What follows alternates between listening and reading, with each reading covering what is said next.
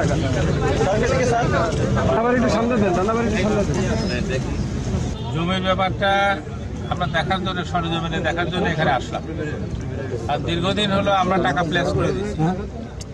তো এতদিন পরে ডিসি সাহেব জমি দিতে পারতেছে না কেন, এটা তাই বুঝতেছি না। কি সমস্যা আছে বাস্তবে দেখার জন্য আমরা এখানে আসছি এবং ডিসি সাহেবের সাথে এই ব্যাপারে মিটিং আছে আমাদের। এই মিটিংয়ে আমরা বিষয়গুলো সরজমিনে দেখব এবং এই ব্যাপারে সমাধানের চেষ্টা করবো ইনশাআল্লাহ। আমরা এই মাত্র একটা প্রেজেন্টেশন আমরা দেখে আসলাম কামারখালীতে।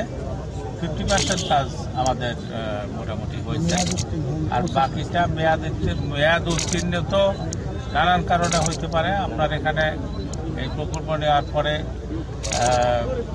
করোনার সময়টা পার করছি আমরা, এবং আর যে সমস্যাগুলো জমি অধিগ্রহণের ব্যাপারটা আছে এইগুলোর কারণে এটা মানে সময় উত্তীর্ণ হয়েছে।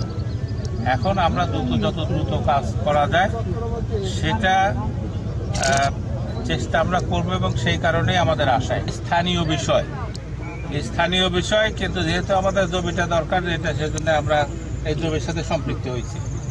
কিন্তু জমি কোনোদিনও আমাদের ফরিদপুরের অংশে কিন্তু জমি অধিগ্রহণ শেষ। জমি ছিল এবং যতটুকু দরকার আমাদের অধিগ্রহণ হয়ে গেছে এবং তারা জমি হ্যান্ড ওভার করে দিয়েছে। তো এখন এইখানেই সমস্যা। এখানে আমার মনে হয় যে স্থানীয়ভাবেই সমস্যাটা সৃষ্টি হয়েছে। এই সমস্যাটা ওভারকাম করার জন্য এবং তিনি নির্দেশ দিচ্ছেন যে এই মাগুরা পর্যন্তই এই রেল লাইন যাবে না, এটা আরো এগোয় যাবে, হয় কালীগঞ্জ নাহলে ঝিনেদা এটা কানেক্ট করবে। হ্যাঁ, কাজেই এই বিষয়গুলো আমরা এগোনোর চেষ্টা করতেছি। এখন মাগুরার লোক যদি এটা পিছায় দেয় জমি জাতি নিয়ে, এই ব্যাপারে তো তাহলে আমরা বীরেন্দ্রে দায়ী করব, আমাদের জনপ্রতিনিধি যারা আছে তাদেরকে, তারপরে প্রশাসনের ডিসি সাহেবকে দায়ী করবো, ডিসি সাহেব তো আছে। তো এগুলো মানে সবকিছু সমাধান করে আমরা দ্রুত কাজ করতে চাই।